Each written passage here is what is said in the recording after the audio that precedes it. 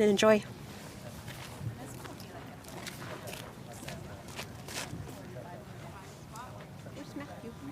We might need to turn it up a pack.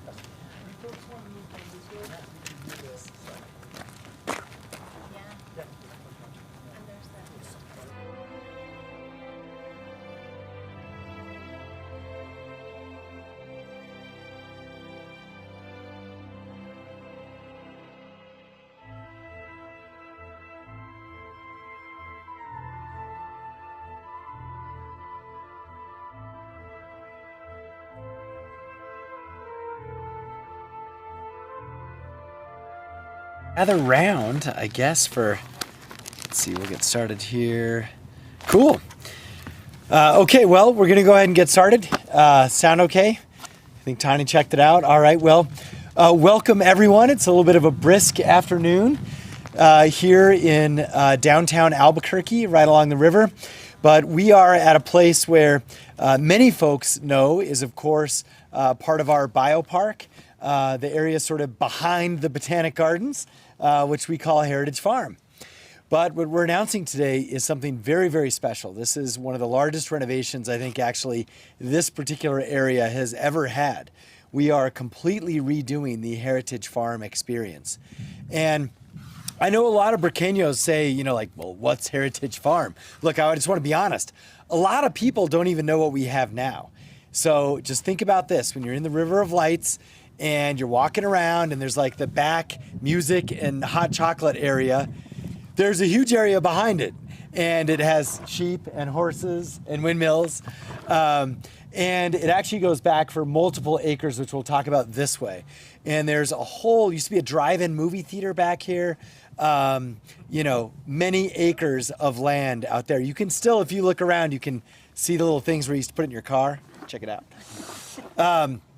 For those young parents out there, I discovered all this on like the stroller trail. So you do see a lot of young parents trying to kill some hours while their kids are sleeping. That's pretty much really who uses it. But that's going to change because of this project. We are going to make Heritage Farm a wonderful living history experience for the city of Albuquerque. And it is going to be a testament to deeply rooted, important farming techniques that have been used in the Rio Grande Valley for, really since time immemorial, when we think about our indigenous cultures. And so what people often also forget is, look, the center of Albuquerque still is agrarian. So, we forget that actually farming and ranching is a huge part, of course, of what we are as New Mexicans. But also, frankly, if you look at sort of the center of the city, that's still what a lot of people are involved in. And this is a great way to bridge both our traditional heritage, but also what, frankly, a lot of people are still involved in now, especially in terms of smaller farming, local agriculture, and farm-to-table efforts. All of this is going to come together at the new Heritage Farm. So a couple of things about this. First off, we're going to grow food here, and it's going to be actually fed to our zoo animals. So we're going to sort of practice what we preach when it comes to farm to table, but for our animal friends. And we have some estimates in terms of what we're already doing, 9,000 pounds of apples and 700 pounds of produce.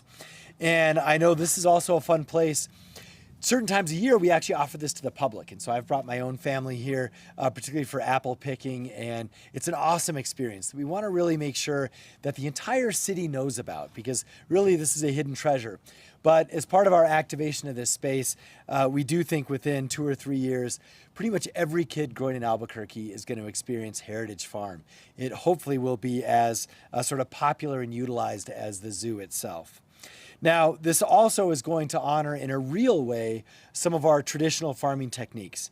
So for indigenous strategies like waffle gardens, which you can ask about, or companion planting, which is sort of that three sisters model of growing, to different strategies that were used by Spanish settlers that include vineyards. Of course, the first grapes in North America came to right here to New Mexico first. Before they went to, our friends in California who like to talk about their wine growing. We always remind them that, of course, New Mexico is first. So we're going to talk about grape cultivation and also sheep herding, which, of course, that was actually the biggest industry really in that era for New Mexico. And that's why you still see that legacy with things like The wool warehouse, where I went to prom, was originally actually for shearing sheep. So this is all going to come together to benefit Burqueños for a unique farming history, and I think also a unique museum experience with respect to not only New Mexico, but really America. This is going to be a special place for the whole Southwest. So these renovations are going to make it better for the whole 11-acre park. And so that includes a new train experience. So as you may know, we have the tram running, or shuttle. We call it the shuttle. We call it the shuttle.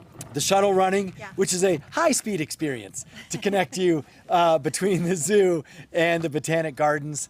And of course, that is being phased in over the spring. But if you don't know, that's running on the weekends, and it's a wonderful thing. And it is much faster, which was part of the improvements that we needed. But a lot of people also like this sort of old-fashioned train, so we're going to have that here. So a lot of people are like, well, what happened to the train inside the zoo? Well, that's going to be over here. And it's also going to be a much better experience for things like Polar Express and things like that during the winter.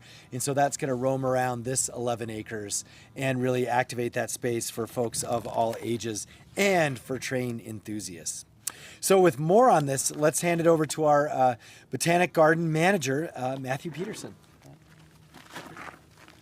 Thank you, Mayor. Thank you all for being here. Today's an exciting day. It's the beginning of a project that's been over 3 years in the making. We've taken care to honor our state's farming history, showcase the BioPark's commitment to animal well-being, and continue to be a leader in plant conservation and sustainability. Renovations to the Heritage Farm will help our guests connect more deeply with the land and discover where food comes from. We'll expand our orchards to grow more fruits. We'll build larger crop fields and demonstration gardens. In all of these areas, we'll showcase regenerative agriculture with the goal of inspiring our community to consider their own sustainable gardens. We'll continue to grow and care for rare and endangered native plants, like the Sacramento Mountain prickly poppy. We'll also have new gardens dedicated to supporting New Mexico's native pollinators, which are vital to our ecosystems and the food we eat. As guests learn about the roles of animals on a farm, we'll also learn about farmers support the animal's well-being. Every animal will get a larger home. Here at the original animal barn, the new outdoor spaces will stretch all the way to the farmhouse behind you. We're also building over 2 acres of new pastures dedicated to horses and cattle. Those animals will get brand new barns, each of which is large enough to house multiple animals. The horses and cattle will have the choice to move from pasture to pasture. This gives them the access to different spaces each day and more room to roam overall. Renovations include outdoor classrooms with tables, shade, and space to connect with nature. Ultimately, we're creating spaces at the farm to encourage guests to linger. Enjoy the outdoors and leave with an appreciation of the work that happens on a farm. To tell more about how our guests will be welcome to the farm, I'd like to introduce you to Shell, Director of the Department of Arts and Culture. Thanks, Matthew. Okay. Who was in charge of the weather today? Because they did a great job. I don't know. I'm going to credit Allison because she's our guest services manager, so I feel like she's the one that made it happen. We are all very proud of the agricultural work that happens here at the BioPark and also the important stories it tells of our communities. And we want it to be easier for guests to experience that. I think Mayor touched on that a little bit. Sometimes this has been a little bit of a hidden gem, and so we're going to try to fix that. And after the renovation is complete, guests will notice immediate improvements to the Heritage Farm experience, even before they actually step on the farm. So there's going to be a new entrance off the main thoroughfare, which will welcome the guests to the Heritage Farm, which right now is easy to miss, but it won't be easy to miss when we're done. We're going to have wider paths that will make it easier to explore the furthest reaches of the farm. And the main path connecting the cider barn to the animal barn will be paved, which is a real big improvement for ADA accessibility. We're going to have more interpretive graphics that will really reveal the stories of the farm and also the BioPark's conservation work that Matthew touched on a little bit. On busy days and special events, guests will appreciate the parking lot updates, which include paving, stripes, and additional ADA accessible spots. We're also building a ticket booth at the farm. So those of you that know the Botanic Gardens well in the north side, there's one entrance right now, but we'll have, especially on busy days, an additional guest entry at the farm. And that'll help with guest flow back here. And finally, of course, the new train that will be coming to the farm will help our guests explore even more of what the garden has to offer. And honestly, who doesn't love to ride a train? I mean, really, who doesn't love to ride a train? Is there anybody here? No, and especially if you're a kid, you know, you can just ride the train practically all day. So that, that new loop is going to be great. Also, though, this new train is electric, which is really good. If you remember the old days of our previous train, it was a lot of fun, although it was slow. It was honestly a little stinky. So we're very happy in terms of our conservation. You guys are laughing because you wrote it. Our conservation efforts also are really aligned with bringing an electric train out to the farm. But it's going to be on tracks. It's going to be on rails. It's going to feel like a train. It'll seat up to 100 passengers, and it'll run on a 1 mile loop that'll take about 15 minutes. And it'll also take you around the Cottonwood Gallery. So this is a $12.2 million project, which is funded through the 8-cent gross receipts tax, or GRT, that voters approved to implement renovations, upgrades, and expansions specifically for the BioPark. This GRT has also brought to the BioPark the penguins, our new shuttle, and Asia and Australia expansions, which are scheduled to open later this year, actually in the summer and early fall. This is the first major project over here on the north side of the BioPark with the GRT funding. So, I mean, I have to take this moment to thank the voters, which hopefully includes all of you out here today, for approving this GRT tax, which is really making all these improvements and upgrades upgrades to animal care really impossible. Without the GRT, you wouldn't be able to do all of this work. I also need to thank the BioPark Society that's represented here today, because they were really the force and the energy behind bringing this tax to the voters and then bringing it to the BioPark.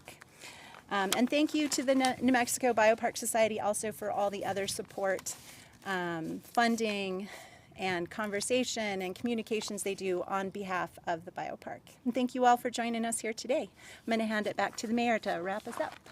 Right. Well, thanks so much. As you can see, this really is going to be a transformative project, I think, for our city and for generations to come. And want to echo what Shell said about the support of the BioPark Society and, of course, the voters who passed this. And also our team that is sort of behind the cameras. So, you know, this is a huge effort in terms of both construction, but also the new way in which we're going to have to staff this and run it and so forth. And so we're really grateful for the amazing team that runs all things BioPark. So also we have some, you know, great contractors who are all involved in this, who we're going to break some ground with. So we appreciate our construction team from Anissa. Is that how you say it, by the way? Yes. Close? Nice. Women-owned construction Oh, company. yeah, Woo! nice. Anissa Construction and Franken Construction, of course, Sam Sterling Architects, and Site Southwest. So we've got a great team putting this together, and we appreciate everyone for their hard work.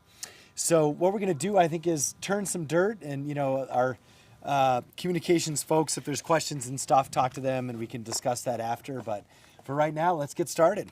Let's dig a So hole. contractors Come and on. other BioPark Architects, folks, come on up. BioPark Yeah. staff, farm staff, come on, farm staff, come up here. We want you guys up here.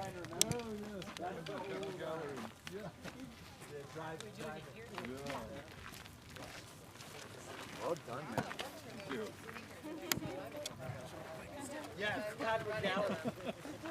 Yeah, you'll see.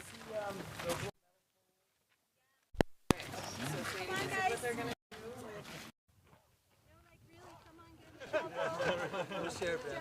Yeah, I know you guys are having some trouble.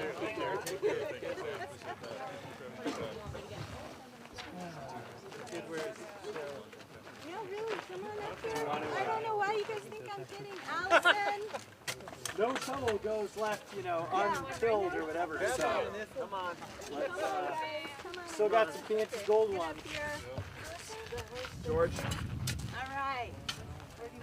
Allison's coming.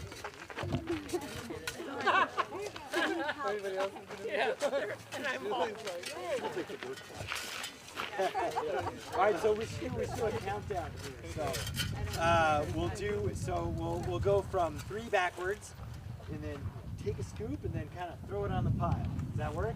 Yes. All right. So 3, 2, 1. There you go. High five shovels. All right. Good stuff. How'd we do, Anissa? Okay. Awesome. Yes. Why is your A upside down? Is it the A for Anissa? Well, it's okay. It's right side to you. Thanks for joining, everyone. If there are questions, check in with Tanya if you want to talk to somebody who has specific questions.